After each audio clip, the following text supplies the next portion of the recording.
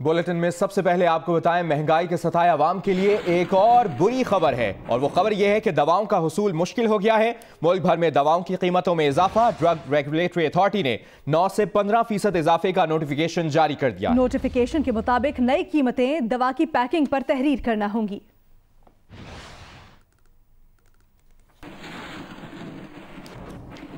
Supreme court ने Asghar Khan case बंद ना करने का फैसला किया है। केस की मजीद तहकीकात करवाने का हुक्म दे दिया है। चीफ जस्टिस ने रिमार्क्स दिए कि अदालती हुक्म को कैसे खत्म कर दे। असगर खान ने इतनी बड़ी कोशिश की थी, जब अलमल दरामद का वक्त आया तो FIA ने हाथ खड़े कर दिए। इस पर बात करने के लिए हमारे साथ मौजूद हैं नुमाइंदा जियो न्यूज आसिफ बशीर चौधरी से। आसिफ, अपडेट कीजिएगा। पाकिस्तान की सियासी तारीख के अहम केस असगर खान की आज एक बार फिर सुप्रीम कोर्ट ऑफ पाकिस्तान में समाअत हुई और गुज़श्ता समाअत पर जो ये तासुर मिला था कि शायद ये केस FIA की जानिब से हाथ खड़े करने के बाद बंद कर दिया जाए, आज उस तासुर की नफी हो गई है।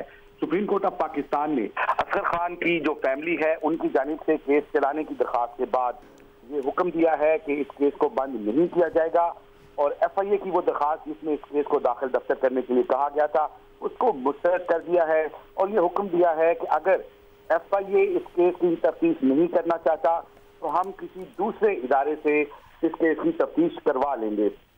आज जब इस केस की समाअत हुई तो DG FIA बशीर मेमन जो है वो पेश हुए और अदालत ने उनसे पूछा कि आपने जो असगर खान की फैमिली है उनकी दरख्वास्त पढ़ी है, इसके बाद आपका क्या जवाब है।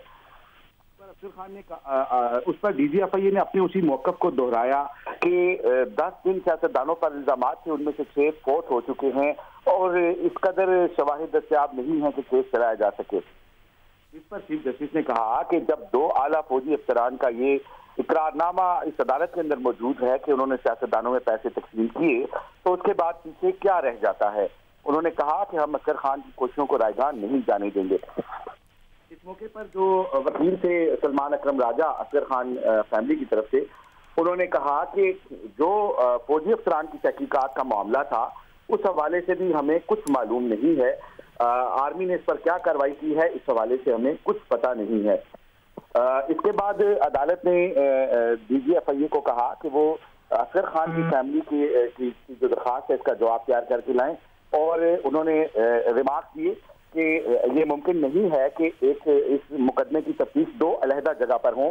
हम सेक्रेटरी दिफा को भी पूछते हैं कि अब तक केस पर क्या कार्रवाई हुई है। सेक्रेटरी दिफा को नोटिस जारी करते हुए 1 हफ्ते में जवाब तलब किया गया है इस सारे मामले पर।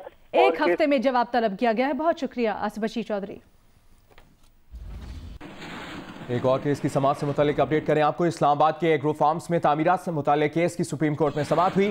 चीफ जस्टिस ने रिमार्क्स दिए कि हमने इमारत की हद 12,500 फुट रखी थी, अगर 12,500 फुट से बुलंद इमारत बनी है तो गिराई जाएगी। मजीद कहा कि जिन लोगों ने घर बना लिए हैं उनकी इंस्टॉलमेंट भी होनी चाहिए।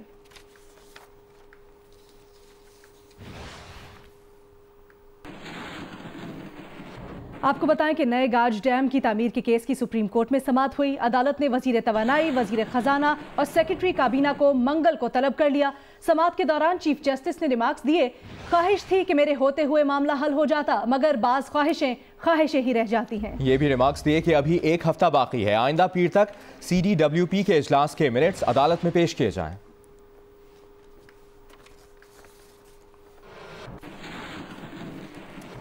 और अभी आपको सिंध असेंबली के इजलास का अहवाल बताएं, जहां पर वक्फा सवालात में तकरीर करने पर अपोजिशन और हुकूमती अरकान में तकरार देखने में आई। दोनों जानिब से एक दूसरे पर तंज के तीर बरसा दिए गए। डिप्टी स्पीकर की दोनों जानिब से अरकान को संजीदगी से सवाल जवाब की हिदायत की गई। PTI रुकन शाहनवाज जदौन की दौरान इजलास बद्दुआएं भी देखने में आई। उन्होंने कहा कि जिसने नए और पुराने पाकिस्तान में अवाम को लूटा, अल्लाह ताला उनकी नस्लें नीस्तो नाबूद करे। अपोजिशन अरकान की सूबाई वजीर PTI तैमूर तालपुर पर भी तनकीद। कहा कि सिंध में कोई IT का सेनेटर नहीं तो मिनिस्टर किस बात की तनख्वाह ले रहा है। तैमूर तालपुर ने जवाब दिया कि IBA के जरिए इंफॉर्मेशन टेक्नोलॉजी की तालीम दे रहे हैं हम। अब मुझे क्वेश्चन बिजनेस तो चलाने दें, तो भाई हो जाए उसके बाद। इसके बाद मैं आपको सुन लूंगी। लीडर ऑफ द अपोजिशन थे, खड़े हुए थे तो उनकी मैंने बात सुन ली। हमें भी सुनना है। मैं सुनूंगी, आपको सुनूंगी, आपको मैं सुनूंगी। सर के बाद मैडम में वक्त देगा। नहीं, बिजनेस के बाद मैं सुनूंगी आपको। After question answer. जतोई साहब, आफ्टर क्वेश्चन आवर नहीं, आफ्टर बिजनेस प्लीज। वजीर आजम इमरान खान की बहन अलीमा खान की एक और जायदाद सामने आ गई है। अमेरिका में मौजूद ये जायदाद अलीमा खान ने 2004 में खरीदी, मगर जून 2017 तक पाकिस्तानी टैक्स हुकाम के सामने जाहिर नहीं की। इस जायदाद का इंकशाफ जियो न्यूज के प्रोग्राम आज शाहजेब खानजादा के साथ में द न्यूज के इन्वेस्टिगेटिव रिपोर्टर अहमद नूरानी ने किया। इमरान खान की बहन अलीमा खान अमरीकी रियासत न्यू जर्सी में जायदाद की मौजूदा मालियत $30 लाख है। अहमद नूरानी की खबर के मुताबिक दस्तावेजात के मुताबिक जायदाद की मौजूदा मालियत $30 लाख है, यानी 45 करोड़ रुपए। न्यू जर्सी जो स्टेट है अमेरिका की, उसका शहर है होबोकन। 154 इसका नंबर है बिल्डिंग का, जो पूरी बिल्डिंग ये ऑन करती हैं। 75% शेयर है इनका, और इनके साथ 25% शेयर इनकी एक बिजनेस पार्टनर का था। और वो हमने जब वहाँ से होबोकन सिटी के क्लर्क ऑफिस से जब चेक किया उसका लेटेस्ट स्टेटस जो है, तो वो अभी भी प्रॉपर्टी इन्हीं के नाम पे है। जब अलीमा खान साहबा किसी भी हवाले से किसी भी तौर पे हमारे साथ बात करने या हमारे इन सवालात का जवाब देने को तैयार नहीं हुई, तो हमने फिर उनके 2 बेटे जो हैं, इन दोनों बेटों से हमने बात की। तो जो छोटे बेटे हैं शेरशाह खान, उन्होंने तो लाइल्मी का इजहार किया, लेकिन जो शारेज खान हैं उन्होंने भी तस्दीक करने से गुरेज किया, लेकिन इस चीज़ को एडमिट किया कि न्यू जर्सी में जो प्रॉपर्टी है उसमें उनकी वालदा ने उनका नाम दिया होगा। इंटरेस्टिंग बात यह है कि जो प्रॉपर्टी के डॉक्यूमेंट्स हैं उनमें बाद जगह पे शाहरेज का नाम आता है एज कॉन्टैक्ट पर्सन। 30 जून 2017 तक इन्होंने ये वाली प्रॉपर्टी डिक्लेयर नहीं की थी। तो ये वाली एक प्रॉपर्टी जो है, जिस तरह कि मैंने आपको पहले भी एक्सप्लेन किया कि इस प्रॉपर्टी में 100% ओनरशिप इनकी नहीं थी। किसी वजह से वो जो बिजनेस पार्टनर हैं वो इस प्रॉपर्टी को सेल करने पे तैयार नहीं हो रही थी।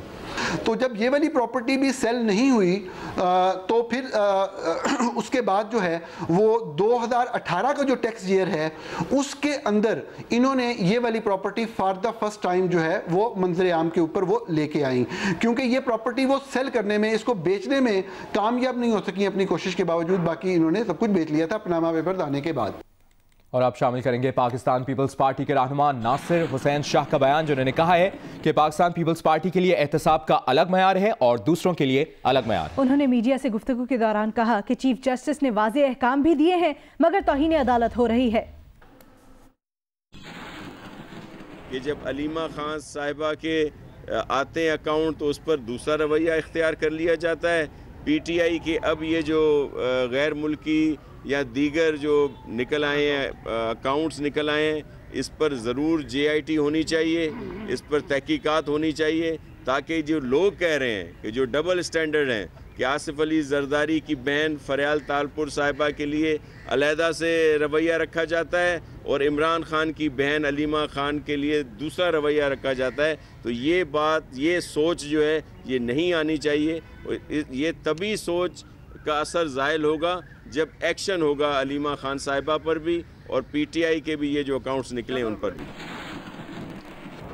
फवाद चौधरी ने मरियम औरंगजेब के बयान पर रद्द अमल देते हुए कहा कि जब खुद कोई टके की भलाई का काम नहीं किया तो फिर शौकत खानम और नवल को मुतनाज़ न बनाए। उन्होंने कहा कि आप अपनी मरहूम सियासत को नई जिंदगी देने के लिए इदारों को मुतनाज़ बनाने की कोशिश न करें। उन्होंने कहा कि अलीमा आपा मुल्क की वज़ीर आज़म नहीं रही, तमाम जायदादें उन्होंने खुद डिक्लेयर की हैं। आपकी सियासत अब झूठी कहानियां घड़ने तक है।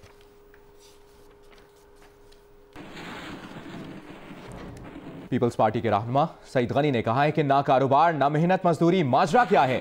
अमेरिका में भी अलीमा खान की मुबैना जायदाद पर सईद गनी ने रद्द अमल दिया है और कहा है कि लोग गरीबों के इलाज के लिए पैसे देते थे, इमलाक खरीदने के लिए नहीं। इमरान खान ने कौम के एतमाद को ठेस पहुंचाई। सदके और खैरात की रकम गरीबों की अमानत थी, इंसाफ का तकाजा है अलीमा खान के खिलाफ JIT बनाई जाए और अलीमा खान का नाम ECL में डाला जाए। रास्ता आपके लिए चलेंगे कराची, जहां पर पीपल्स पार्टी के रहनुमा सईद गनी मीडिया से बात कर रहे हैं। सिंध दुश्मनी के मुतालिक जो बयानात इनके आ रहे हैं वुज़रा के, सिंध में गैस का बहरान है, सिंध हुकूमत के ख़िलाफ़ साजिशें हो रही हैं, सिंध हुकूमत को जो पैसे मिलने चाहिए वो पैसे नहीं दिए जा रहे। सिर्फ 5 महीनों में 92 अरब रुपए कम दिए गए और फिर ये सवाल हमसे उठाते हैं कि जी मामलात आपके क्यों नहीं चल रहे हैं। दूसरी तरफ ये कहते हैं जी हम गवर्नर के ज़रिए इतने अरब रुपए खर्च करेंगे। और भाई जितने 50 कर रहे हो 500 अरब खर्च करो, हम उसमें खुशी है, लेकिन जो सिंध का हक है, जो सूबे का हक है, जो NFC में तय हुआ है, वो पैसा पहले सिंध को दो, उसके बाद आप इजाफी अखराजात सिंध के ऊपर करें।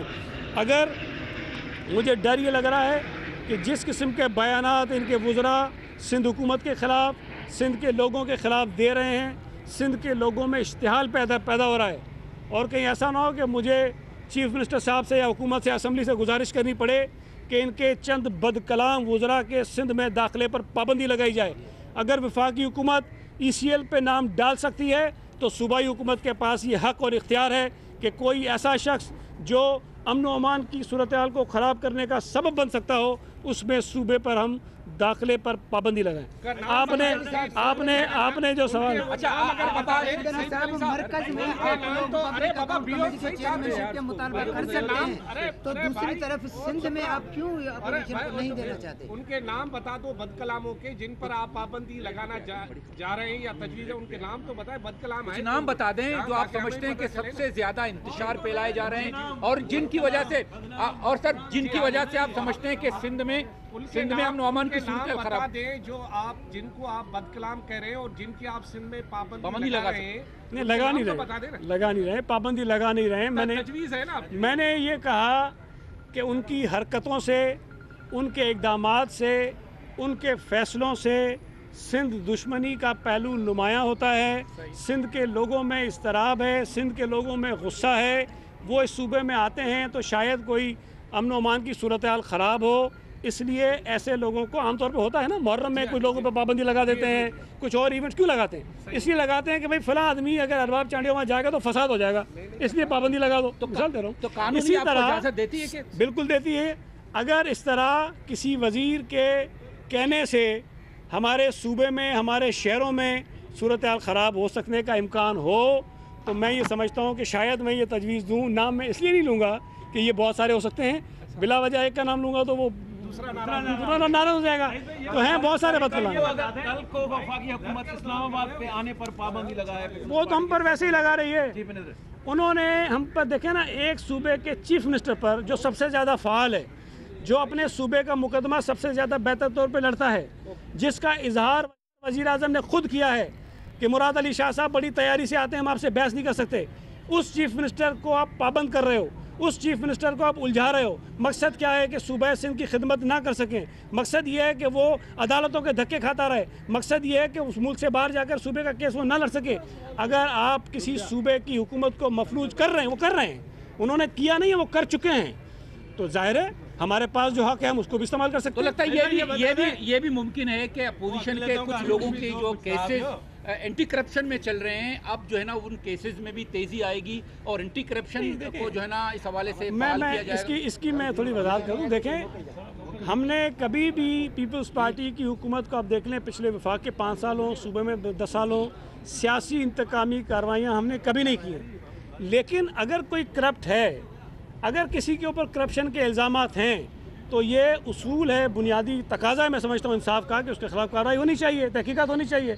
तो बदकिस्मती से या खुशकिस्मती से ऐसे लोग अपोजिशन में मौजूद हैं जिनके ऊपर संगीन इल्ज़ामात हैं और तहकीकात हो रही हैं और हम तहकीकात करेंगे। वो कुछ दिन पहले तो जो सिंध हुकूमत गिरा रहे थे और अपनी हुकूमत बना रहे थे, गुज़िश्ता रोज़ उन्होंने इलेक्शन कमीशन से दरख्वास्त भी वापस ले ली है जो जरदारी की नाअहली के हवाले से दी थी। तो अब क्या मशवरा देंगे, क्या करें, कैसे? नहीं, मेरा ख्याल है कि वो वजाहत तो वही कर सकते हैं, लेकिन वो सोच रहे होंगे अब अलीमा खान के मुतालिक जो है ना दरख्वास्त लेकर जाए सुप्रीम कोर्ट में। कराची में वज़ीर बल्दियात सिंध सईद गनी मीडिया से गुफ्तगू कर रहे थे। स्कूल फीसों में कमी का मामला, निजी स्कूलों ने सुप्रीम कोर्ट के अहकामात हवा में उड़ा दिए। प्राइवेट स्कूल्स माल कमाने में अपनी ही एसोसिएशन की भी नहीं सुन रहे। कराची के इलाके PIB कॉलोनी में निजी स्कूल ने वालिदैन को गर्मियों की छुट्टियों का फीस वाउचर थमा दिया। PIB कॉलोनी में वालिदैन बन गए सरापा एहतजाज। इलाके में कायम निजी स्कूल ने सुप्रीम कोर्ट के अहकामात को नज़रअंदाज कर दिया। तालिब इल्मों ने वालिदैन को जून की फीस का वाउचर भी जारी कर दिया है। वालिदैन का कहना है कि स्कूल इंतज़ामिया मनमानी कर रही है। सुप्रीम कोर्ट के अहकामात के मुताबिक पिछली फीस वापस करने की बजाय गर्मी की छुट्टियों की फीस भी एडवांस में मांगी जा रही है, जबकि सालाना चार्जेस समेत दीगर चार्जेस भी स्कूल इंतज़ामिया बाकायदगी से वसूल कर रही है।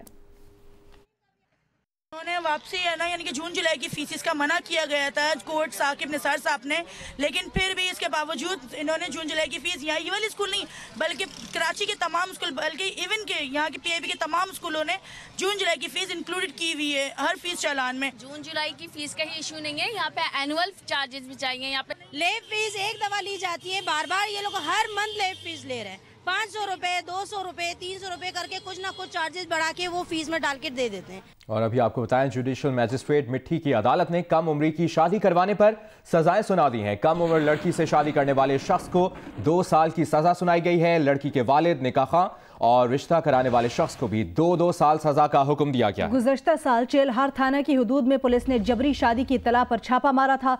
मुल्जिमान के खिलाफ मुकदमा पुलिस की मुद्दईयत में दर्ज किया गया था।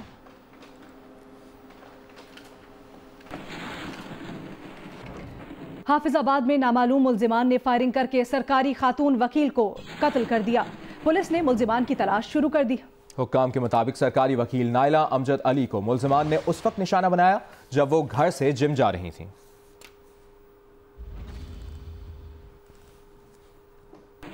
गिलगित, मरी, दीरबाला बर्फबारी के बाद बर्फ से ढक गए।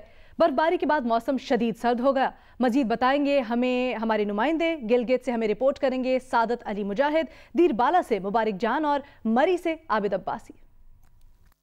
जी, इस वक्त आप देख सकते हैं मेरे पीछे यहाँ गिलगित का सबसे बड़ा तफरीही पार्क सिटी पार्क में मैं मौजूद हूँ। गिलगित बल्तिस्तान में गुज़श्ता एक हफ्ते के दौरान लगातार तीसरी बार बर्फबारी हुई है और अब तक हल्की फुल्की बर्फबारी जारी है।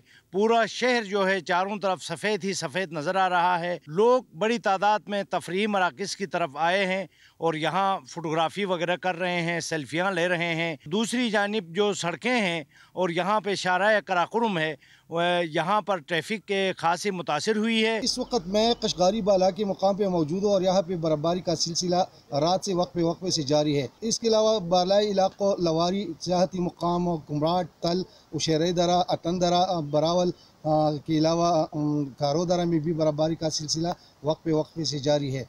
लवारी पे अब तक तकरीबन 6 इंच ज़्यादा बर्फ़ रिकॉर्ड की जा चुकी है, जबकि सियाहती मुकाम कुमराट में 7 इंच बर्फ़ पड़ी है। यहाँ के मुख्तलिफ इलाकों में राबिता सड़कें बंद है और बिजली की सप्लाई भी मुअत्तल है। मलका कौसार मरी में रात को शुरू होने वाली बर्फबारी का सिलसिला अब थम चुका है और इस दौरान 2 इंच तक बर्फ पड़ी है। इस वक्त शदीद सर्दी की लहर है, यकबस्ता हवाएं भी चल रही हैं। बड़ी तादाद में सियाह जो हैं बर्फबारी देखने के लिए मरी के अंदर मौजूद है और मौज मस्तियाँ करने लगे और बर्फबारी से भरपूर तरीके से लुत्फ़अंदोज़ होते रहे। जबकि कराची में मौसम का अंदाज आज कुछ अलग ही है। धुंध छाई हुई है और आसमान बादलों से ढका हुआ है। मौसम की सूरत हाल से आगाह कर रही हैं उनीबा ज़मीर शाह। जी हाँ, कराची में आज मौसम बदला बदला सा नज़र आ रहा है और उसकी वजह यह है कि कराची में जो मतला है वो मुकम्मल तौर पर अबर आलूद है। इम्कान है कि आइंदा 24 घंटों के दौरान ये बादल हल्की बारिश या बूंदाबांदी बरसा सकते हैं। लेकिन हाँ, आज सर्दी की शिद्दत में कमी आ गई है। इस हवाले से महकमा मौसमियात का कहना है कि क्योंकि बादल मुकम्मल तौर पर छाए हुए हैं, हवा में नमी का तनासुब बढ़ गया है, इसलिए दर्जा हरारत तकरीबन 6 डिग्री सेंटीग्रेड बढ़ चुका है। क्या सर्दियाँ चलेगी? इस हवाले से महकमा मौसमियात के डायरेक्टर शाहिद अब्बास से हमारी बात हुई तो वो कहते हैं बिल्कुल नहीं, जनवरी सर्द ही रहेगा और इतवार से कराची में एक बार फिर से साइबेरियन हवाएं चलना शुरू हो जाएंगी और आइंदा आने वाले 4 से 5 दिन सर्दी की शिद्दत में इजाफा हो जाएगा। जी, Hi, I'm Shajia Niazi. Thanks for watching Geo News. For more videos and updates, do not forget to click the subscribe button.